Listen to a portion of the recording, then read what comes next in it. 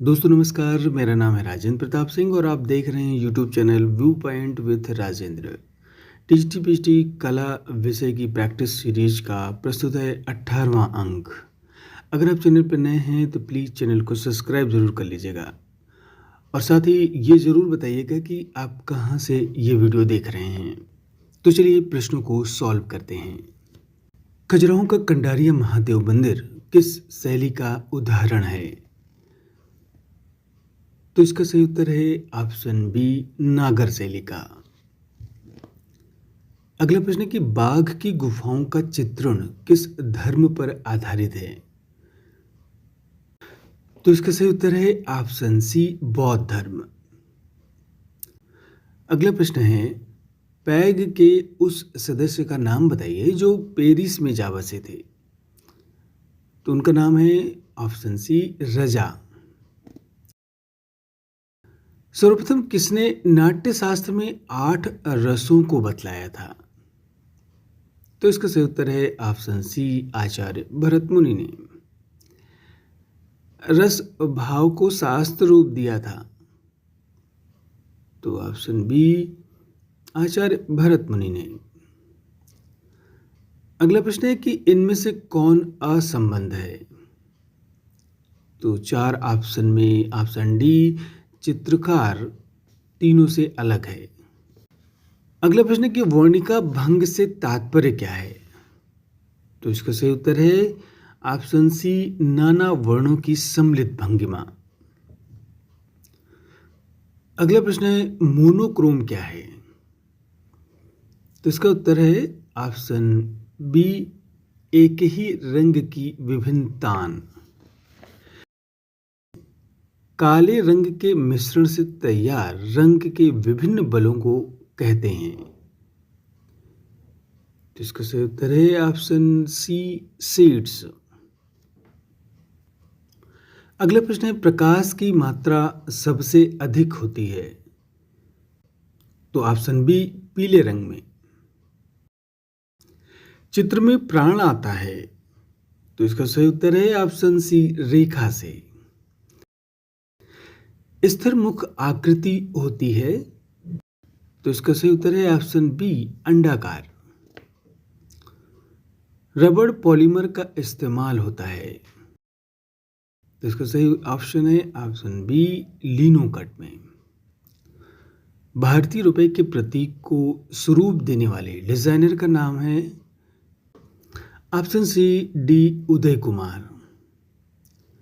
प्रसिद्ध वास पेंटिंग शैली कहाँ से विकसित हुई थी? तो इसका उत्तर है ऑप्शन बी, बंगाल स्कूल से। आकृतियों से क्या स्पष्ट होता है? तो इसका सही उत्तर है ऑप्शन ए, रूप। वस्त्रों के डिजाइन में सर्वाधिक लोकप्रिय फूल कौन सा है? तो दिए गए ऑप्शन में ऑप्शन डी, गेंदा का फूल। गोंद मिश्रण अपारदर्शक रंगों का प्रयोग कहलाता है।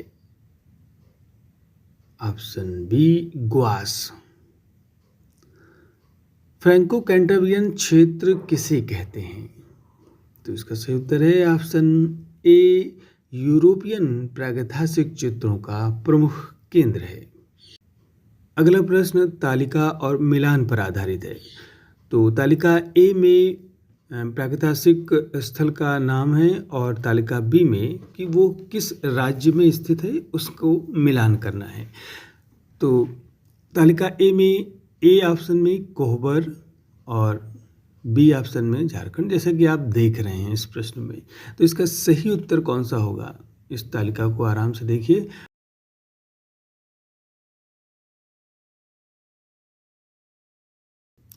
और फिर इसका सही उत्तर होगा ऑप्शन डी, ए, कोहबर स्थित है मिर्जापुर में। बी, कबड़ा पहाड़ स्थित है रायगढ़ में। सी, आदमगढ़ होशंगाबाद और डी, चक्रधरपुर ये है झारखंड में। अगला प्रश्न है बिल्ला सरगम गुफा किस राज्य में स्थित है? तो ये है ऑप्शन बी, तमिलनाडु में। अगला प्रश्न है कि श्री विष्णुधर वाकड़कर ने भीमबेटका के चित्रों की खोज किस सन में की थी? तो इसका सही उत्तर है ऑप्शन बी 1958 ईस्वी में। अगला प्रश्न है पुरातात्विक महत्व का स्थल लोथल कहाँ पर स्थित है? तो इसका सही उत्तर है ऑप्शन सी गुजरात। अजंता गुफा में बोधिसत्व पद्मपाणि चित्र किस गुफा में है? तो इसका सही उत्तर है गुफा संख्या 1 यानी कि ऑप्शन ए। सितुन वासल की गुफा किस धर्म से संबंधित है? तो इसका सही उत्तर है ऑप्शन बी जैन धर्म। अगला प्रश्न है कि अजंता की चित्रकला किस चित्रकला के उदाहरण है? तो इसका सही उत्तर है ऑप्शन बी फ्रेस्को। अगला प्रश्न है कि अजंता की किस गुफा में मरणासन राजकुमारी का चित्र बना है? तो इसका सही उत्तर है ऑप्शन ए गुफा संख्या 16 में। अगला प्रश्न है कि जोगीमारा गुफा कहां पर स्थित है? जोगीमारा की गुफा छत्तीसगढ़ में है। अगला प्रश्न है कांटा निकालते हुए स्त्री किस शैली का उत्कृष्ट चित्र है? तो इसका सही उत्तर है ऑप्शन ए बूंदी शैली। अगला प्रश्न है किस चित्र शैली में ऊखल बंधन चित्रित किया गया है? तो इसका सही उत्तर है ऑप्शन बी बसोहली। उदयगिरी और खंडगिरी की गुफाएं किस काल की हैं? तो ये हैं ऑप्शन सी शुंग काल की। हाथी खाना किस गुफा समूह की तीसरी गुफा है? तो इसका सही उत्तर है ऑप्शन बी बाघ की। अगला प्रश्न है कि अपभ्रंश शैली का आरंभ होता है? तो इसका सही उत्तर है ऑप्शन सी सिगिरिया के तीर्थंकरों की मूर्तियों से। हाथी दांत की पटरियों पर चित्रण किस शैली का? तो इसका सही उत्तर है ऑप्शन डी अलवर शैली। भारत में लघु चित्रों की शुरुआत किसने की? तो इसका सही उत्तर है ऑप्शन सी पाल शासकों के समय में। चौर पंचाशिका किस सदी में लिखी गई थी? तो इसका सही उत्तर है ऑप्शन ए 16वीं सदी में। पाल शैली का प्रमुख केंद्र नहीं है तो दिए गए ऑप्शन में ऑप्शन सी उड़ीसा। खिलौनों की तरह पशु पक्षियों का अंकन किस शैली में हुआ है? तो इसका सही उत्तर है ऑप्शन डी अपभ्रंश शैली में। अगला प्रश्न सुमेलित करने का है। इसमें कुछ चित्रकार हैं और फिर उनके सामने पेंटिंग्स दी हुई हैं, उन्हीं को मिलान करना है।